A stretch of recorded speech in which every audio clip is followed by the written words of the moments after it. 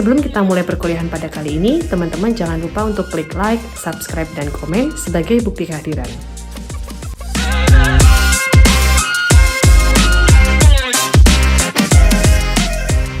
Bismillahirrahmanirrahim. Assalamualaikum warahmatullahi wabarakatuh.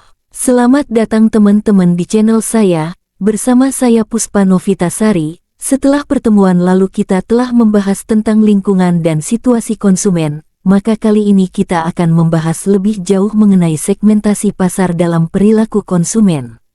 Yang pertama, kita akan membahas definisi segmentasi pasar. Membagi pasar menjadi lebih homogen sehingga relatif mempunyai kebutuhan dan keinginan yang sama. Menurut Irawan, 1996 banding 51. Segmentasi pengelompokan pasar adalah pembagian daripada pasar secara keseluruhan ke dalam kelompok-kelompok untuk penyesuaian yang lebih tepat dan konkret dari suatu produk, sesuai dengan keinginan, kebutuhan serta karakteristik konsumen. M. Mursid, 2008 banding 33. Tujuan dari pengelompokan adalah untuk menentukan perbedaan-perbedaan di antara pembeli, yang mungkin mengakibatkan preferensi pemilihan barang-barang yang mereka inginkan itu berbeda-beda pula. Perusahaan dapat membagi pasarnya menjadi bagian-bagian pasar dengan segmen yang bersifat homogen. Dalam kenyataannya banyak produk yang bersifat heterogen. Homogenitas diperlukan karena ada perbedaan dalam berbagai kebiasaan membeli, kebutuhan motivasi pembeli, cara penggunaan barang, tujuan pembelian, dan sebagainya. Manfaat segmentasi pasar yaitu 1. Dapat diperoleh posisi bersaing yang lebih baik bagi produk bersangkutan. 2. Guna mendapatkan posisi yang lebih efektif dan lebih menarik dalam pasar yang terbatas. 3. Memisahkan dua atau lebih merek perusahaan yang sama untuk meminimalisasi kanibalisasi. 4. Guna mendapatkan celah atau peluang pasar yang dapat dimanfaatkan untuk pemasaran produk baru atau merek baru. 5. Mengidentifikasi konsumen baru yang potensial. 6. Meningkatkan kemampuan strategi pemasaran. Kriteria efektivitas segmentasi. 1. Dapat diukur measurable. Ukuran, daya beli dan profit segmen yang dihasilkan HRSDPT diukur. 2. Dapat dicapai accessible. Kriteria ini mengacu pada kemampuan perusahaan untuk memasuki dan mendekati kelompok pasar yang dimaksud. Segmen dapat dijangkau dan dilayani secara efektif. 3. Cukup besarannya, substantiali. Segmen pasar cukup besar dan cukup menguntungkan apabila digarap. 4. Berbeda, distintif. Segmen tersebut memiliki karakteristik dan perilaku pembelian yang berbeda dari segmen-segmen lain. Kaitan segmentasi pasar dengan profitabilitas. Segmentasi berupa proses keseluruhan dari perusahaan untuk memperhatikan pembeli dari tiap-tiap segmen. Sehingga untuk memudahkan bagi pengusaha dalam melihatnya dibuatlah beberapa kelompok saja. Untuk membuat kelompok tersebut dibuatlah beberapa kriteria tertentu untuk memperoleh pengelompokan yang baik. Karena pada akhirnya segmentasi ini dapat berguna untuk meningkatkan laba bagi perusahaan. Penggunaan segmentasi pasar dalam penetapan strategi pemasaran.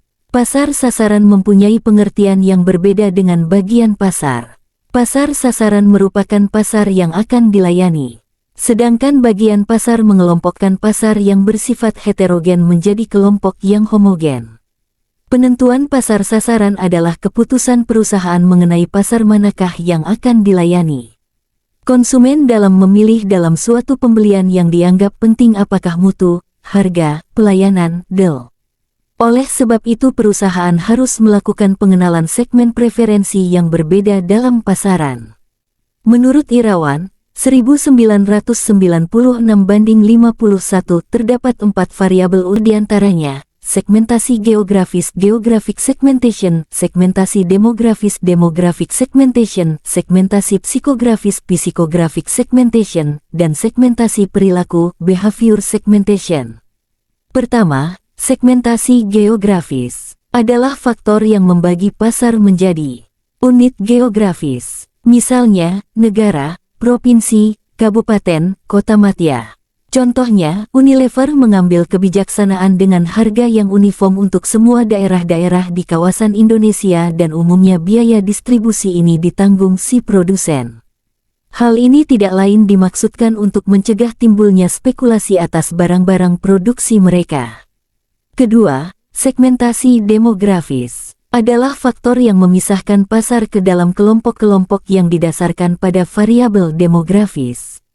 Misalnya, AG Group kelompok umur, seks, jenis kelamin, family size besarnya keluarga, family life cycle siklus penghidupan keluarga, income pendapatan, occupation jabatan, education pendidikan, religion agama, race suku bangsa, nationality suku bangsa, social class klasifikasi sosial, segmentasi psikografis. Segmentasi ini membedakan berbagai macam kebutuhan pembeli adalah timbul sebagai hasil dari kenyataan bahwa kebutuhan pembeli lebih berbeda sepanjang lifestyle atau personality life daripada demographic life. Para konsumen dibagi dalam beberapa kelompok. 1.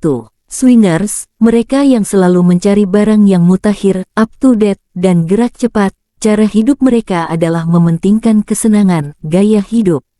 2. Seekers, kelompok yang selalu membeli barang-barang yang DPT mencerminkan kedudukan mereka yang tinggi di masyarakat, kelas sosial. 3. Plain Juice, kelompok yang selalu mencari barang-barang yang biasa, yang tidak mencolok mata, akan tetapi dapat memenuhi kebutuhan. Segmentasi yang terakhir, yaitu segmentasi perilaku. Dalam segmentasi ini, konsumen dibagi menjadi beberapa kelompok menurut tingkat pengetahuan, sikap atau tanggapan terhadap produksi tersebut. Demikian materi perkuliahan kita pada pertemuan kali ini, semoga bermanfaat untuk teman-teman semua. Jangan lupa untuk like, komen, dan subscribe agar tidak ketinggalan konten kami. Wassalamualaikum warahmatullahi wabarakatuh. Nah, demikian pembahasan pada perkuliahan kita kali ini. Semoga menambah wawasan dan pengetahuan teman-teman semua. Kita ketemu lagi di lain kesempatan. Terima kasih. Assalamualaikum warahmatullahi wabarakatuh.